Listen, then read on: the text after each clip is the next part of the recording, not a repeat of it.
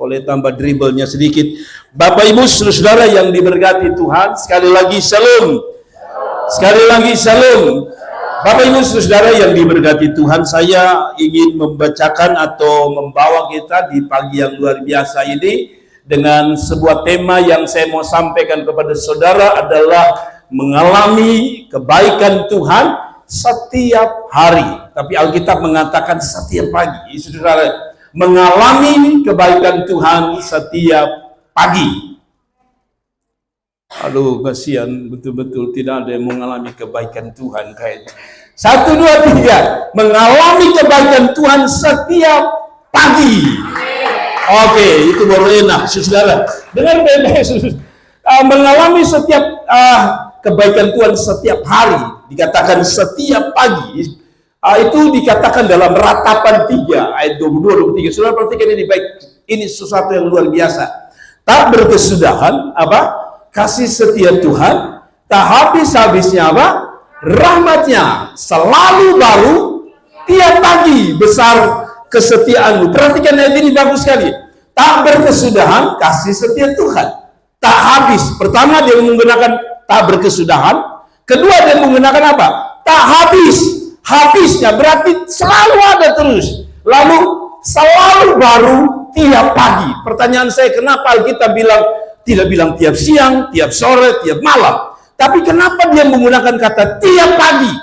Itu sebabnya saya berpikir nanti kita kebaktian jam 7.30, jam 10, pasti kebanyakan orang ambil jam 10. Dan survei saya dalam beberapa 3 minggu ini, kebanyakan orang datang di pagi. Dan saya kasih tahu saudara, dengar baik-baik, saudara dengar baik-baik. Nah, ini tidak berarti jam 10 saudara tidak hadir ya, tapi saudara dia bilang selalu baru tiap pagi. Kenapa paginya yang disorot? Karena begini saudara, pagi itu sesuatu yang penting. Dengar baik-baik, saya pesan saudara. Semua lihat sini, usah lihat ke kiri ke kanan, saudara tidak akan diberkati nanti. Saudara gini, mengapa rahmat Tuhan itu selalu baru dikatakan Alkitab, bukan siang, bukan sore, bukan malam? Pertama, karena waktu pagi itu waktu yang paling baik cari Tuhan. Kenapa paling baik? Karena kita baru habis tidur, itu seperti HP, itu baru cas 100%. Dan setelah saudara cas 100%, saudara lebih kuat dibanding kalau saudara malam. Kalau malam itu kita baru kuliah, kerja, capek. Kita mau doa saja sulit. Pagi itu kita baru selesai cas, tidur. Dan itu pagi yang terbaik. Yang kedua, kenapa pagi? Karena belum banyak kesibukan biasanya pagi. Pagi itu bangun, saudara urus dulu Tuhan, urus dulu menyembah Tuhan. Boleh saya tambah mic sedikit? Saudara dengar baik-baik, belum banyak kesibukan dan belum banyak gangguan. Pagi itu, siapa mau ganggu saudara di pagi hari? Orang mau telepon juga, orang bilang gini, jangan telepon dulu, dia mesti tidur. Padahal saudara sudah cari Tuhan. Yang ketiga, yang berikut, waktu yang paling tepat berebut berkat, itu pagi. Saudara lihat, kenapa orang Bugis itu lebih diberkati dari orang Kristen? Pagi-pagi jam 4 dong suruh Allahu Akbar. Allahu Akbar. Kita maksudnya ngorok pagi. Dong jam 4 suruh bangun, ya kan? Orang-orang sukses itu tidak pernah tidur sampai siang. Tidak dekat. Orang sukses itu tidak pernah tidur sampai siang. Saya kasih tahu saudara. Saudara cek. Tidak ada orang sukses tidur sampai siang. Hanya orang yang bangun pagi. Itu Alkitab bilang, setiap pagi berebut berkat. Ada orang Jawa punya prinsip begini. Kalau saudara bangun siang itu, saudara pun berkat sudah dipatok ayam. Banyak kali orang Kristen tidak bisa terima janji Tuhan karena begini, kita ini pandai dengar, tapi kita tidak pandai melakukan. Bangun pagi urus kita pun bisnis lebih banyak daripada kita urus Tuhan. Padahal kita bilang selalu baru setiap pagi. Wow, saudara belajar untuk saya selalu tantang, beberapa minggu ini saya tantang jemaat. Dengar firman Tuhan, lakukan dan alami Tuhan dan dengan janji. Supaya saudara tuh begini, supaya saudara tuh kalau dengar firman Tuhan tidak sekedar, kok ini khotbah yang biasa kita dengar. Tapi kalau saudara alami, dengar baik-baik, ada bukti nyata, saudara akan merubah ini hidup. Yang tadinya malas untuk cari Tuhan, yang tadinya malas untuk ketemu Tuhan di pagi hari, saudara akan ambil waktu lebih banyak. Karena kita bilang tadi apa? Selalu baru setiap pagi. Alasan kenapa pagi? Karena bagi saya itu waktunya Tuhan curahkan berkat. Kalau saudara baca Raja Daud siapapun, mereka bangun itu pagi. Bahkan dia bilang begini, mereka mendahului fajar yang menyingsing. Tidak ada kata apa. Kayaknya rata-rata bangun siang. Tapi kalau saudara, pagi itu berkat Tuhan ada di sana. Nah, saudara-saudara, kalau begitu, pertanyaan saya begini. Semua orang baca Alkitab ini, semua baca ayat ini, betul ya? Dan hari ini kita semua baca. Tapi pertanyaannya, mengapa ada yang baca ini, mengerti, melakukan, tapi alami, ada yang tidak mengalami. Siapa yang salah? Tuhan atau saudara dan saya? Yang salah kita. Kenapa? Karena dengar sambil keras hati. Dengar sambil berontak. Dengar sambil di hati ini. Satu ini mulai singgung beda lagi. Oh, ini bukan masalah singgung, bos. Ini masalah lu terima, maka lu juga terima berkatnya. Kasih tepuk tangan itu Tuhan. Kalau Anda terima firman, masuk dalam hidupmu, dia bekerja dalam hidupmu, dia yang memberkati saudara. Jadi kalau saudara saya jujur ya, wajah Anda saya bisa tahu Anda terima firman atau tidak, saya tahu. Serius. Saya tahu. Begini contoh, kalau orang tidak terima itu kan begini. Nah itu kan sudah tahu itu. Saudara omong dia orang, coba saudara omong dia orang. Begini suka, kau jalan-jalan nanti kau makan nasi. Itu tanda apa? Dia tidak terima sebenarnya. Jadi kalau saudara juga dengar firman Tuhan, itu kedua, saudara dengar firman Tuhan begini. Nah, itu lebih parah lagi. Itu lebih parah lagi kalau saudara sedang tidak konsentrasi, tidak dapat apa-apa. Saudara, kita tidak bahas mengantuk, tapi harus gini. Siapa yang dapat janji Tuhan ini? Yang katanya selalu baru setiap hari. Pertama, mereka yang cinta Tuhan dan mereka yang mau hidup dekat dengan Tuhan. Saudara tidak boleh lepas konteks ya. Kan ayat itu tadi di ratapan 3 ayat berapa tadi? 22, 23 toh? Berarti kan saya selalu khotbah itu ada hubungannya dengan ayat sebelumnya dan sesudahnya. Ayat 24a coba saudara bilang, orang yang mengalami kebaikan Tuhan setiap pagi, atau terjemahannya setiap hari. Saya tanya saudara, mau mengalami kebaikan Tuhan setiap hari? Maka saudara lihat, orang itu harus hidup cinta Tuhan, orang itu harus hidup dekat sama Tuhan. Ada tidak percaya, mari kita baca. Tuhan, perhatikan kata ini, adalah bagianku. Sebelum ayat 22 atau sebelumnya ayat 22 23 bilang rahmatnya tidak habis, kasih setianya tidak apa? Tidak apa? Karena tidak habis-habisnya rahmatnya, lalu selalu baru. Dia bilang, untuk siapa? Untuk mereka yang mengatakan dalam ayat 24, Tuhan adalah bagianku. Apa artinya saudara? Tuhan adalah bagianku. Kalau Tuhan adalah bagianku, apa artinya? Itu seperti orang pacaran yang bilang, Bapak Bentani sebenarnya waktu putus itu karena dia sudah seperti sebagian dalam hidup saya. Yang orang muda sedang bilang separuh nafas itu. Jadi pemazmur dia bilang gini, waktu kalau saya mau lihat kebaikan Tuhan, Yesus itu harus jadi separuh nafas. Orang yang kalau bercinta lalu tiba-tiba istri atau suaminya meninggal, biasanya kalau benar-benar dia cinta istrinya, suaminya, dia pasti akan rasa ini separuh nafas. Saya pun kakak kandung ini, Leo punya bapak ini, saya selalu lihat foto istrinya dinaikkan terus. Nah ini baru saya pahami, separuh nafas.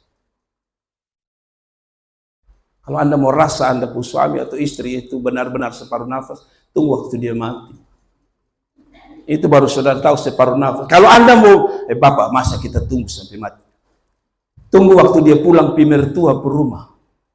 Itu baru Anda rasa separuh nafas. Yang laki-laki. Dia kalau laki pergi itu, atau bini pergi itu baru kita rasa. Tanpa tidur tidak beres.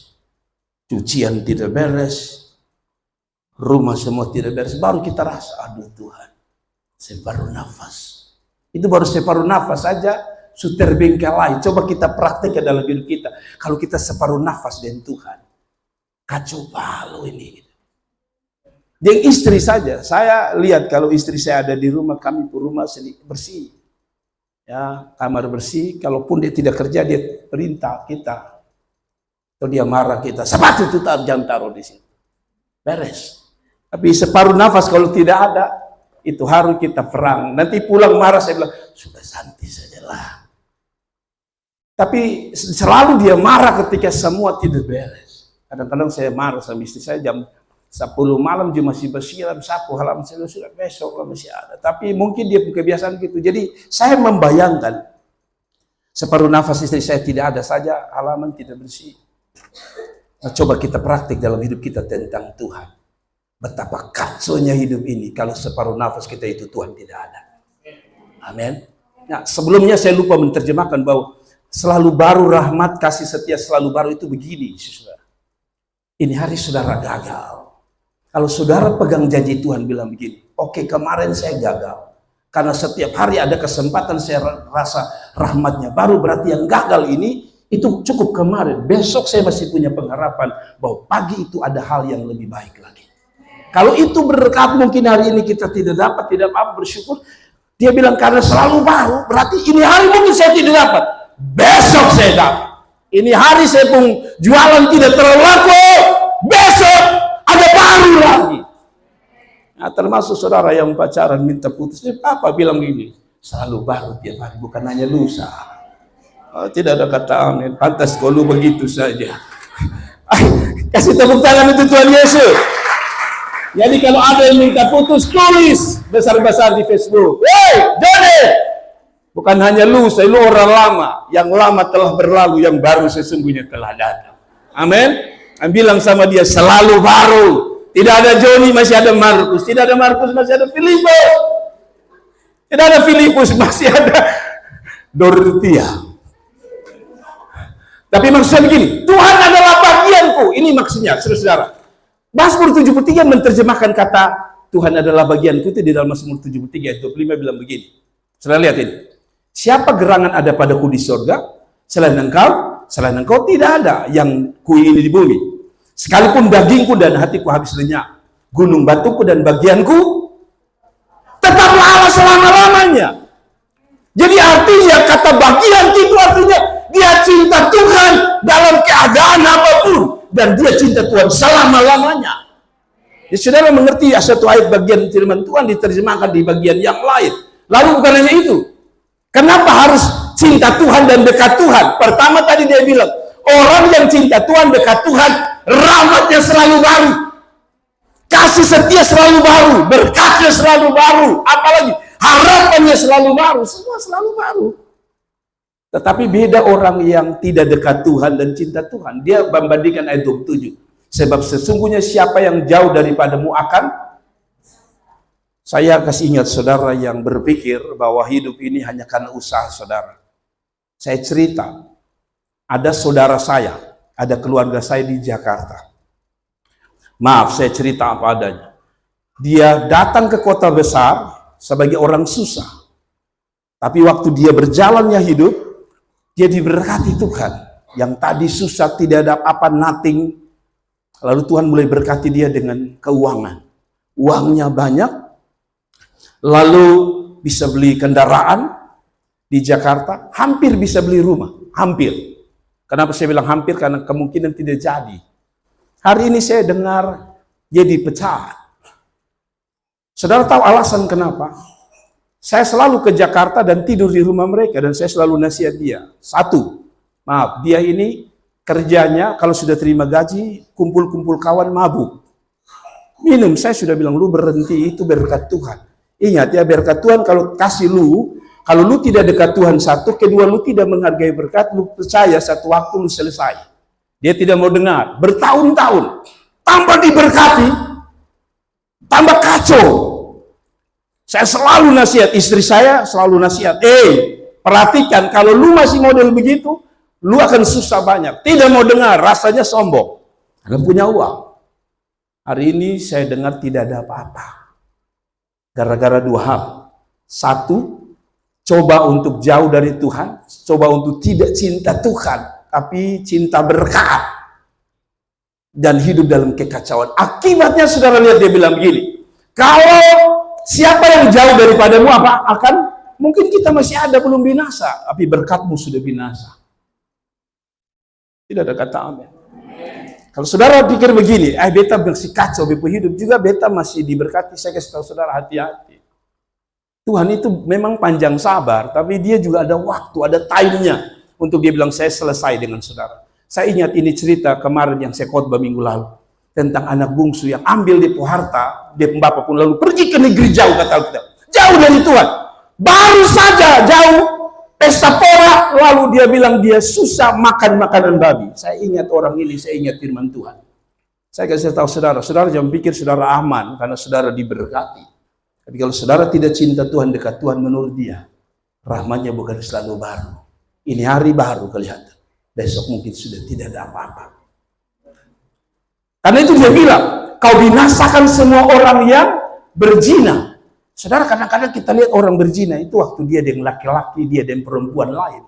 Saudara, dia bilang, waktu saudara jauh dari Tuhan, saudara masuk dalam kelompok berzina.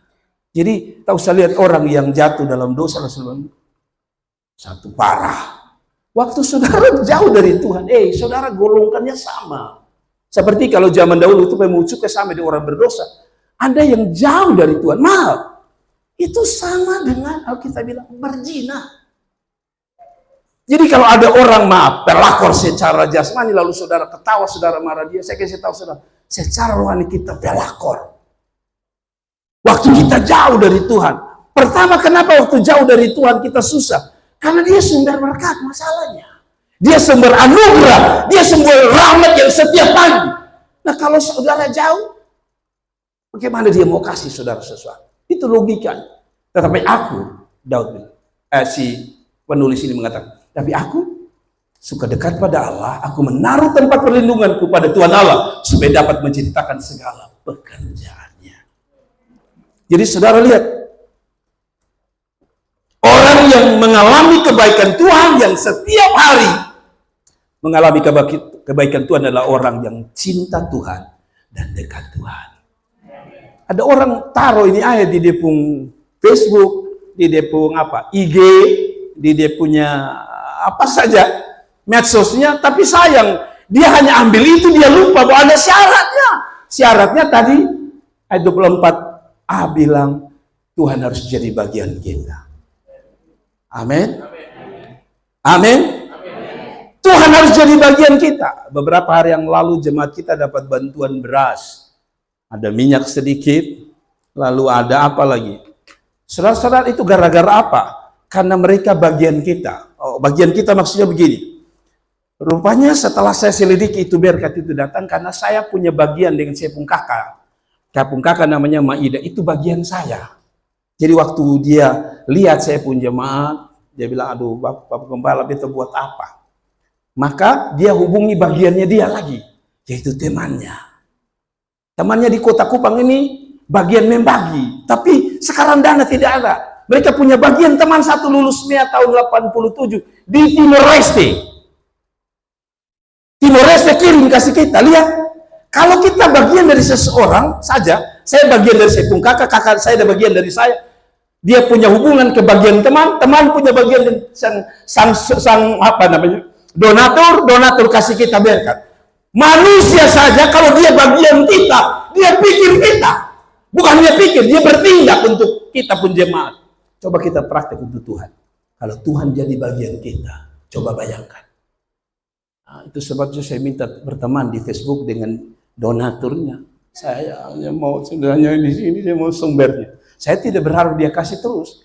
Tapi bayangkan kalau dia sudah jadi bagian kita. Saya mulai komen-komen, terima kasih Pak Vincent. Pak Vincent terima kasih. Ya kan? Supaya kalau ada program lagi dia bilang, yang komen paling banyak. Ada satu Facebook, ada orang rote yang berhasil di Amerika. Itu siapa saja yang komen kasih dia kasih 2 juta, ada yang dia kasih 50 juta, 100. Saya tanya, ini bagaimana orang dia bisa kasih? Lu komen saja. Lu komen, hanya kan kalau pendeta yang komen kan, aduh 2,1 sudah didoil, berat sudah. Tapi maksud saya begini, saudara jangan salah pikir ya. Saya hanya mau bilang gini, saya bagian kakak saya bagian saya saja. Kita bisa dapat beras 10 kilo. Yang maaf, makan ini hari, besok habis. Tapi Anda bisa bayangkan kalau Anda bagian dari Tuhan. Apa jadinya kita? Kasih tepuk tangan itu Tuhan. Ya saudara-saudara, nah kalau itu sebabnya saudaranya bilang, dekat sama Tuhan. Akibat dari kita mencintai Tuhan, saudara lihat ini. Saudara lihat ini, kalau Anda cinta Tuhan, dekat Tuhan ini. Mazmur 116 bilang gini, aku, maksudnya dia yang mengasihi Tuhan. Saudara mengasihi Tuhan? Saudara dekat Tuhan? Oke, kalau saudara cinta Tuhan, saudara dekat Tuhan, ini janjinya. Aku mengasihi Tuhan, sebab Ia mendengarkan suaraku dan permohonanku. Sebab Ia menyendengkan telinganya kepadaku, maka seumur hidupku aku akan berseru kepadanya. Orang yang cinta Tuhan adalah orang yang suka doa, berseru, suaranya dia kasih dengar sama Tuhan, Tuhan suka dengar suaranya, dia juga suka dengar suaranya Tuhan. Ya kan? Aku mengasihi Tuhan dan Tuhan bilang yang mengasihi, aku juga sayang dia. Cara Tuhan sayang salah satunya, dia jawab doa kita. Amin. Saya pernah bersaksi di sini tuh. Itu saya pacaran pertama dari istri saya itu. Masih bingung. Bagaimana cara saya doa begini. Tuhan, ada 2 pendeta, ibu pendeta di depan saya. Oh, itu bukan koleksi, bukan. Maksud saya lagi survei. 2 wanita ini wajah mirip, kulitnya juga mirip. Saya bilang sama Tuhan, siapa yang bayar saya punya makanan, dia yang saya pilih jadi istri. Dan saya tidak mungkin umumkan kan, saudara-saudaraku, ya, 2 pendeta, siapa yang bayar? Saya menikah. Lalu biasalah, waktu saya mau berdiri begini, kebetulan saya tidak ada uang, jujur saya tidak ada uang. Dan itu memang tantangan yang luar biasa. Pas saya mau berdiri, 2 ibu pendeta ini bilang, sudah Pak. Saya dalam hati, memang saya tunggu itu. Tapi saya lihat siapa yang ke kasir. Satu batang, tapi satu langsung ke kasir. Langsung bayar. Saya bilang, oke, ini sudah. Dan itu namanya Leni Oemadan. Bang, saya begini, kembali pada firman Tuhan. Dengar baik-baik. Karena dia sayang saya, dia buktikan toh, dia bayar ke saya toh. Nah bayangkan kalau kita sayang Tuhan. Saya saja pilih hanya gara-gara. Jadi kalau saudara berdua terlalu ekstrim luar biasa. Tuhan, saya mau yang bule, oto 4, tidak masalah sebenarnya.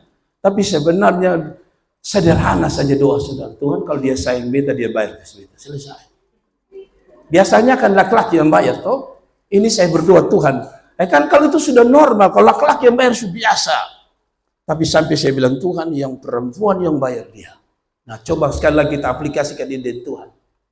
Kalau saudara cinta Tuhan, kira-kira apa?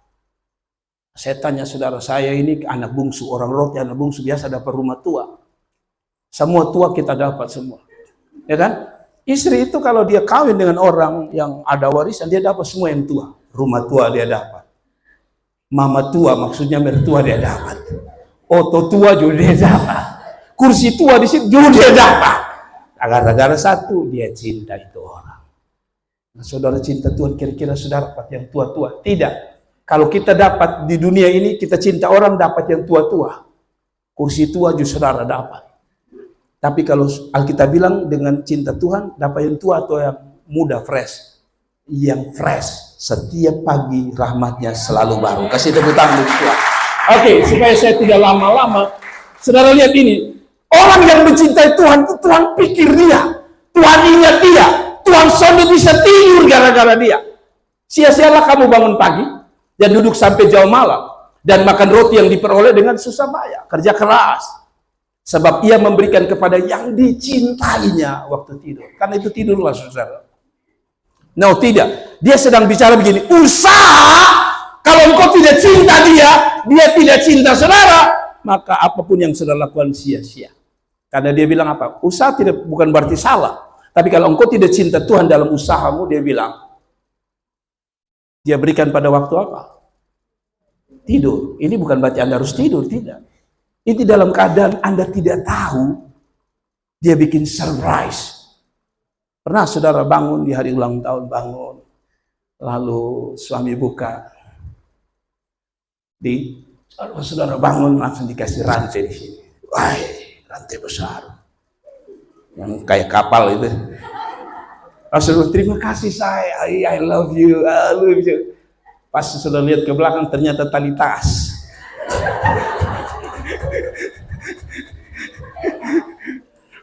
Itu saja sempat senang, sempat saja. Tapi Tuhan tuh tidak model begitu. Amin. Karena dia bilang selalu baru rahmatnya setiap pagi. Selalu ada surprise dari Tuhan. Betul, saya alami banyak. Selalu surprise dari Tuhan tuh aneh-aneh saja. Saudara pernah alami surprise-nya Tuhan? Saya banyak, terlalu banyak. Yaitu salah satunya, saya bersaksi yang saudara dapat berhasil. Sebenarnya saya sudah pikir di hati saya, Tuhan, kasih beta berkat kau, atau kasih kenal beta dengan orang. Itu beta pemimpi. Beberapa hari ini, sebelum kita dapat berhasil, saya bilang, Tuhan, kasih ketemu beta dia orang punya berkat. Atau kalau Tuhan kasih beta berkat, beta mau coba bagi untuk jemaat, beta mau bagi.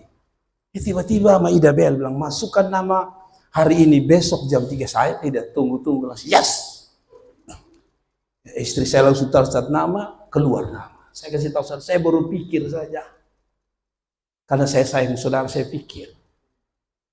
Saudara datang kan saya tidak tahu saudara ini lapar atau kenyang. Pas menyembah Tuhan, saya pikir, orang ini tidak suka menyembah Tuhan.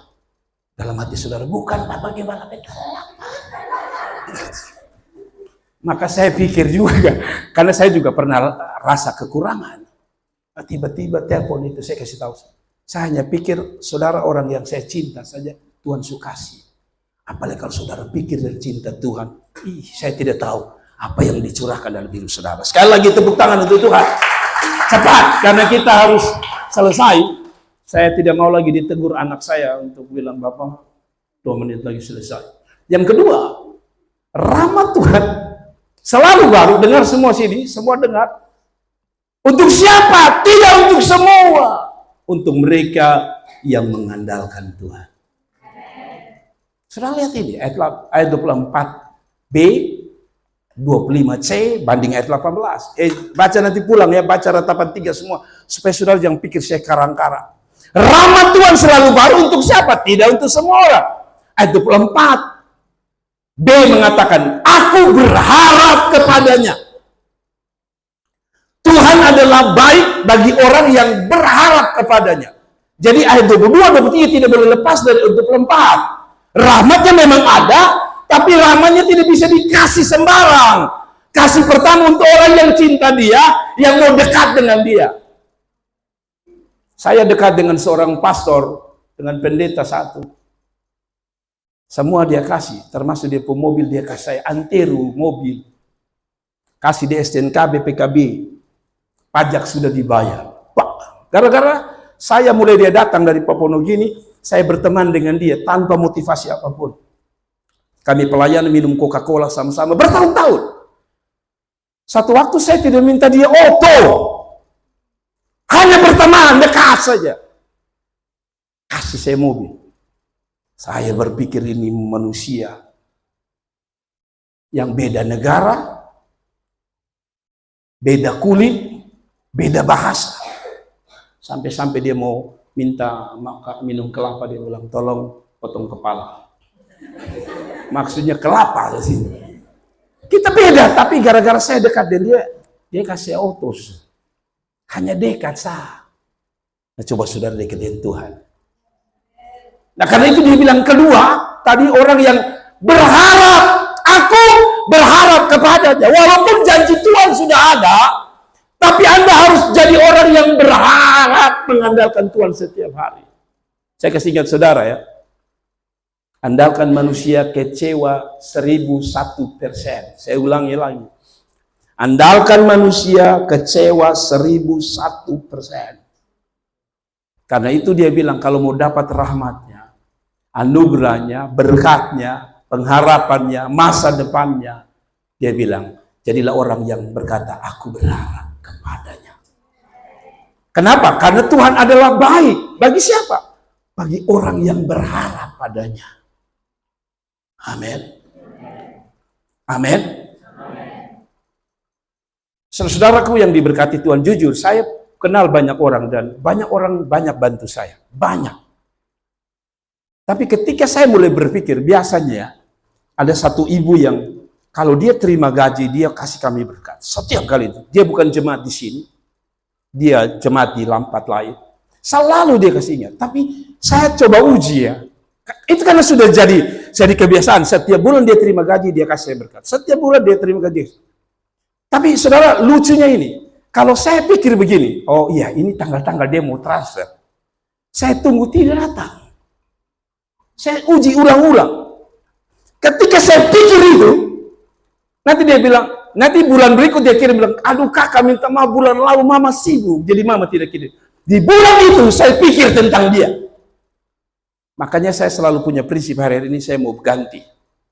Melayani saja, ibadah saja, cinta Tuhan saja, biar Tuhan yang pikir. Ya sekarang dia mau kirim itu saya tidak pikir. Justru ketika saya tidak pikir, di waktu krisis dia kirim. Dan saya selalu bilang, mama kenapa mama kirim itu? Saat saya benar-benar perlu dan saya tidak ngomong sama mama. Dia bilang saya ini orang yang peka dengan Tuhan. Kalau begitu, sederhana. Semakin engkau berharap pada manusia, kamu kecewa. Kasih tepuk tangan untuk Tuhan. Saudara pernah tidak orang janji lalu saudara bilang, kayak ini saya siap-siap. Ternyata gagal. Karena Anda berharap manusia. Berharap Tuhan, saudara. Jadi janji Tuhan itu untuk siapa? Orang yang mengandalkan Tuhan. Yeremia 17 ayat 5, 6 jelas. Kalau saudara mengandalkan Tuhan, saya bilang tadi 1001 macam kecewa. Kenapa? Karena Yeremia bilang gini, beginilah firman Tuhan, terkutuklah orang yang mengandalkan atau berharap pada manusia, yang mengandalkan kekuatannya sendiri, dan yang hatinya menjauh dari Tuhan. Ini keadaannya. Ia akan seperti semak bulus di padang belantara. Ia tidak akan mengalami datangnya keadaan baik. Perhatikan, ini orang yang tidak mengandalkan Tuhan, hanya mengandalkan manusia. Ini, saudara lihat ini. Dia seperti semak bulus di padang belantara, tidak mengalami datangnya keadaan baik. Ia akan tinggal dalam tanah angus di padang gurun, di negeri padang asing yang tidak berpenduduk. Sia-sia. Bahkan dikatakan terkutuk. Amin.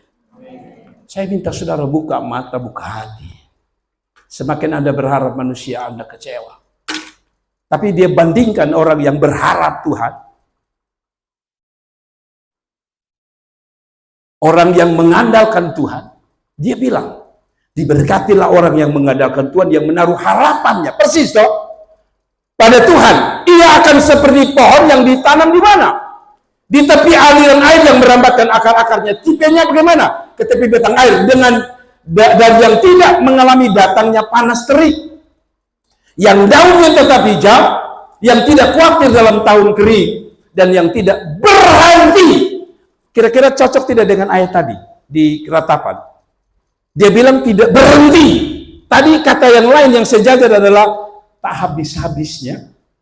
Betul ya? Selalu baru. Persis. Tak berhenti.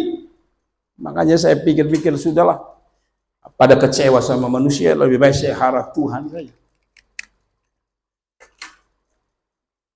Orang-orang yang kita pikir sudah bisa kita andalkan, malah kecewa. Setiap bulan, internet kita dibayar oleh satu orang. Setiap bulan, sudah hampir 2 tahun ini. 1 tahun lebih lah. Karena saya sudah tantang kita untuk kita bayar persembahan, tapi tidak ada yang bayar. Saya berdoa sama Tuhan. Maaf kata, saya secara manusia saya berharap satu orang 20.000 sudah kita bisa bayar 400.000 karena kita pakai live, kita pakai latihan. Tapi saya bilang sama Tuhan, mungkin Tuhan saya terlalu berharap jemaat. Saya bilang Tuhan buktikan. Ada orang yang sampai hari ini saya tidak tahu. Kakak saya bilang, ini orang tidak mau disebutkan namanya. Dia bayar sudah. Kemarin dia sebenarnya hanya mau bayar 3 bulan. Tapi sudah hampir 2 tahun dia bayar. Lalu saya pikir-pikir, kemarin seperti Tuhan sadarkan saya. Saya pikir ini bulan lagi dia bayar. Tidak. Saya bayar. Kenapa? Karena saya mau belajar juga mencintai Tuhan. Saya pikir kembali pada moto saya. Layani saja Tuhan, beri saja. Biarkan Tuhan urusan dengan saya nanti. Mengerti? Saya kasih tahu saudara, tapi saya mau bilang sama saudara, saya tidak pernah kekurangan. Hampir kurang, tapi tidak pernah kekurangan. Hampir kurang dalam itu gini. Ya tinggal kemarin seperti saya bersaksi. Beras tak kikis tinggal sedikit. Tiba-tiba orang antar. Yang lebih banyak dari yang sisa di situ. Saya kasih tahu saudara, selalu baru setiap hari. Tapi untuk mereka yang percaya, berharap sama Tuhan. Dan yang terakhir, dengar yang terakhir. Menurut Alkitab, 22-23, selalu baru rahmatnya, berkatnya selalu baru, tapi untuk siapa? 25C bilang begini, untuk orang yang setia, rajin, cari Tuhan. Hanya 3 orang saja. Rasanya saudara tidak percaya. Tadi saya bilang, saya tahu saudara wajah tidak percaya. Satu saudara lihat. Itu tidak percaya. Lalu yang kedua, saudara tidak percaya itu, saudara tidak bilang amin.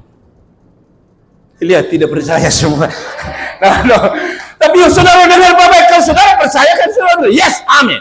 1, 2, 3. Orang yang dapat rahmatnya selalu baru adalah orang yang setia dan rajin cari Tuhan. Amin. Gitu.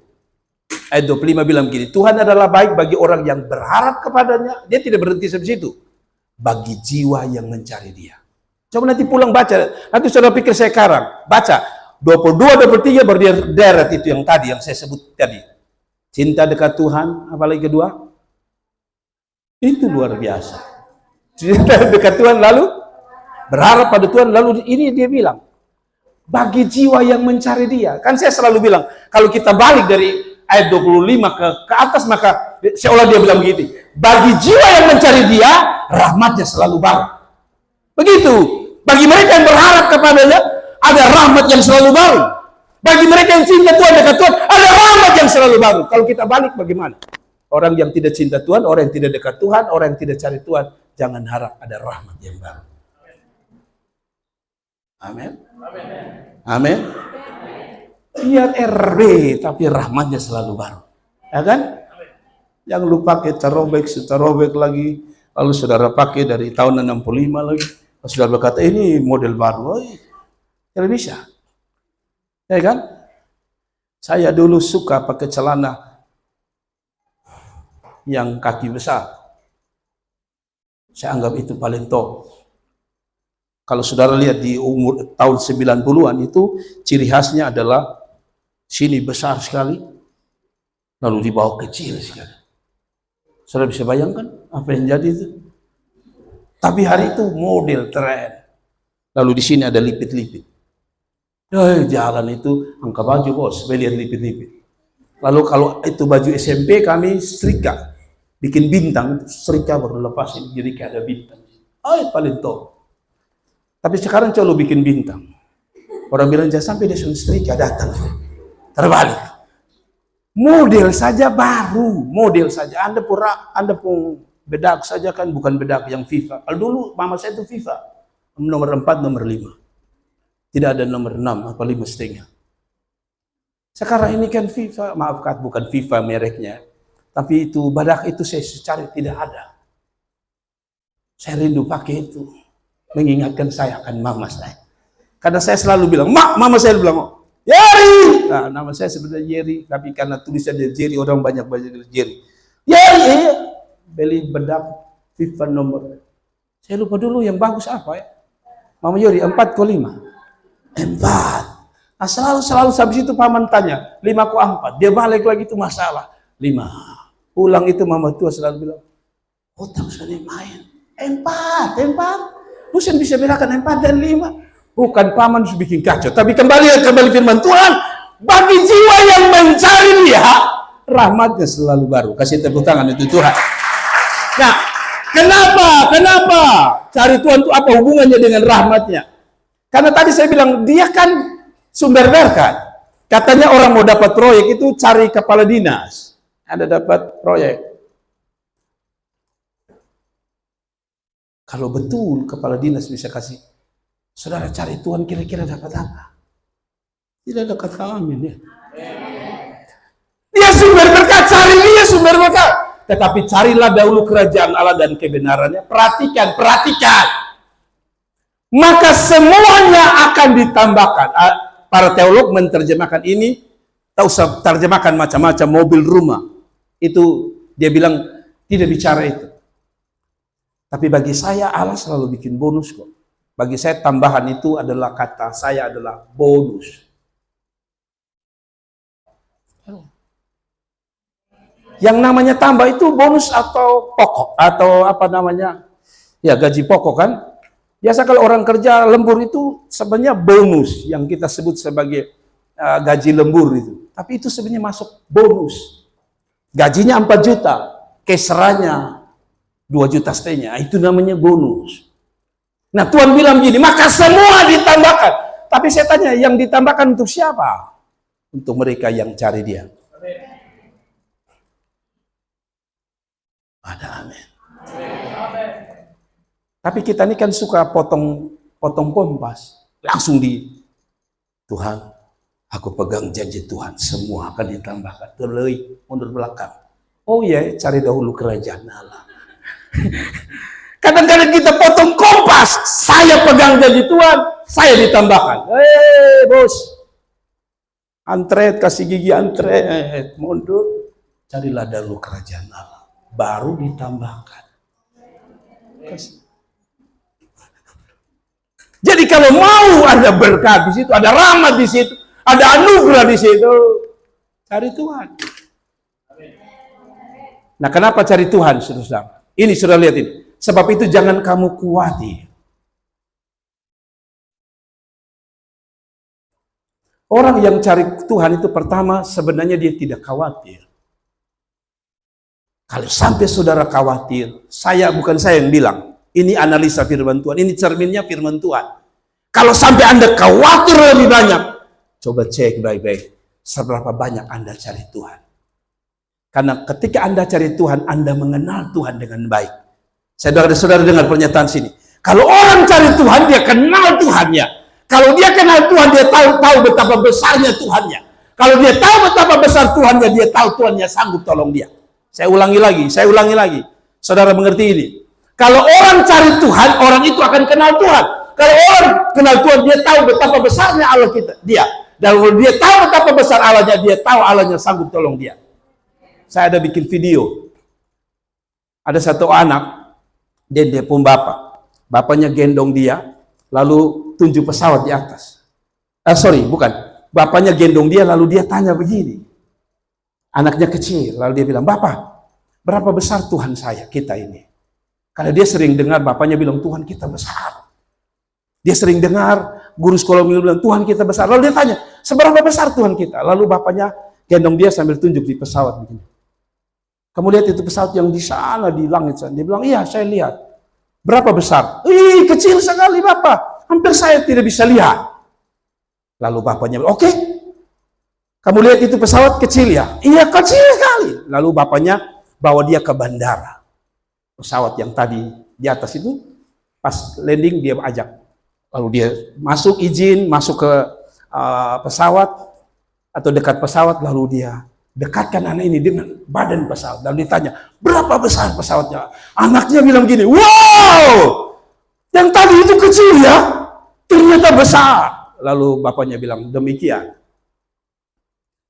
Dekatnya, besar dan kecilnya Allah kita bergantung seberapa engkau dekat dan mengenal Dia. Kasih tepuk tangan kita. Kadang-kadang kita rasa lemah, kemungkinan saudara jauh dari Tuhan. Akibatnya karena saudara jauh, saudara seperti anak kecil tadi lihat pesawat itu kecil. Dan akibatnya saudara khawatir. Tapi kalau Anda kenal dekat dengan Dia, Cari dia, kenal dia. Anda akan sadar bahwa ternyata dia seperti pesawat yang di dekatan. Dia besar. Kalau dia besar, apa yang Anda perlu takutkan? Kasih tepuk tangan untuk Tuhan. Sebab itu jangan khawatir. Dia bilang gini, apakah yang akan kamu makan?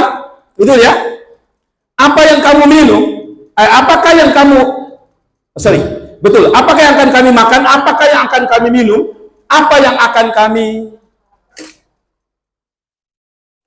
Jadi kalau kita masih berkutat khawatir hanya di 3 hal ini, makan, minum, pakai, saya mau saudara dan saya coba koreksi. Kita ini cari Tuhan tidak?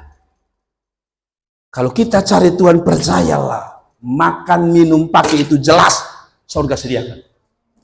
Saya tidak mau omong tentang mobil, rumah, saya tidak mau omong, itu terlalu jauh, nanti saya disalahkan oleh para teolog.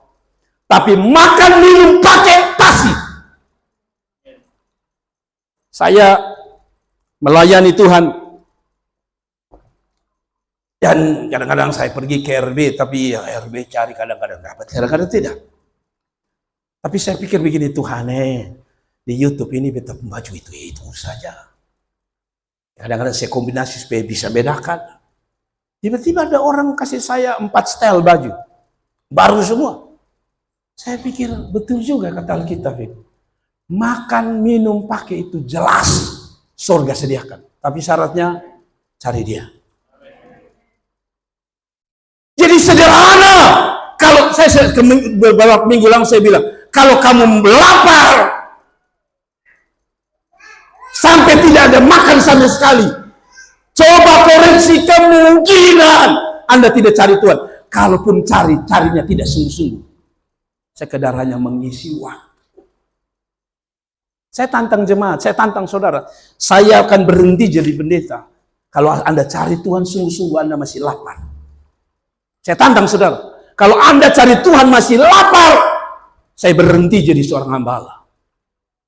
Karena pengalaman saya dari anak saya, Jordan 22 sekarang, Jenny 23. Artinya 23 tahun saya menikah. Ditambah lagi kalau masa muda saya, dari saya lahir terlalu panjang, saya 50, mau masuk 52. Kalau saya mau bilang 52 dan 32 tahun, saya belum pernah lapar. Maksud saya begini, saya pernah lapar. Pernah saya cerita. Sampai istri saya harus ambil pepaya muda di Alor. Saya dan istri ambil pepaya muda. Ambil, kita makan. Tapi Tuhan tidak biarkan lebih dari 3-4 jam. Sore hari orang langsung antar kami kuah ayam. Saya kasih tahu saudara, belum pernah kami lapar. Kalaupun lapar hanya hitungan jam. Tuhan sediakan. Jadi kalau Anda sampai kekurangan sama sekali, siapapun mau nantang saya tidak apa-apa. Kalau ada pakar teolog mengatakan saya khotbah salah, saya tidak mau tahu. Tapi saya pengalaman, menurut Alkitab bilang, makan, minum, pakai, untuk mereka yang cari Tuhan itu jelas. Kasih tepuk tangan dulu. Gitu. Yang berikut dia bilang untuk orang yang cari Tuhan. Sebab itu jangan kamu khawatir akan hari. Dia tidak bilang hanya hari ini dia kasih makan, minum, pakai, yang dia bilang selalu baru. Tapi yang besok, lusa, masa depan, yang lu khawatir itu, untuk orang yang cari Tuhan, tak usah takut. Saya manusia biasa, orang tua biasa. Saya harus omong bahwa setiap anak-anak saya punya kelebihan, punya kekurangan. Dan kalau kelebihan ya kita tidak perlu khawatir. Tapi kekurangan itu saya ada kekhawatiran. Begini saudara. Anak saya Cynthia itu pintar, Tuhan kasih dia kepintaran. Anak saya yang 2 ini biasa sah. Saya pikir begini, biasanya orang bilang pintar itu identik dengan masa depan. Lalu saya pikir begini, saya kenal ada orang pintar, tes undana tidak lulus, tes undana. Secara manusia, ini Jenny ada di depan saya bersaksi. Saya berpikir, saya pun anak tidak mungkin kuliah di negeri semua, tidak mungkin. Secara manusia, karena standar yang diberikan undana terlalu tinggi. Tapi anak saya Jenny ini dia tes, lalu dia bilang, Bapak kita lulus di undana. Saya jujur sebagai orang tua tuh saya sampai, betulkah? Lalu waktu saya khawatir tentang dia sampai hari ini belum ada pekerjaan, Tuhan sentil saya gini, woi, masa lu cari beta lu khawatir? Kedua coba lu lihat lu anak. Yang lu ragu secara manusia, Tuhan kasih dia tembus di undana. Itu yang pintar-pintar tidak lulus. Seperti Tuhan bilang gini, lu cari beta, lu pun kekhawatiran, lu lihat dia buktikan toh, lu pun anak lulus. Dan secara manusia saya pikir, dia SMA saja dia orang bilang belepotan.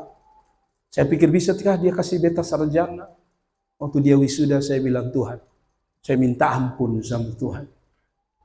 Cari Tuhan, biar Tuhan yang urus hari esok. Jadi mulai itu saya pikir, sudahlah.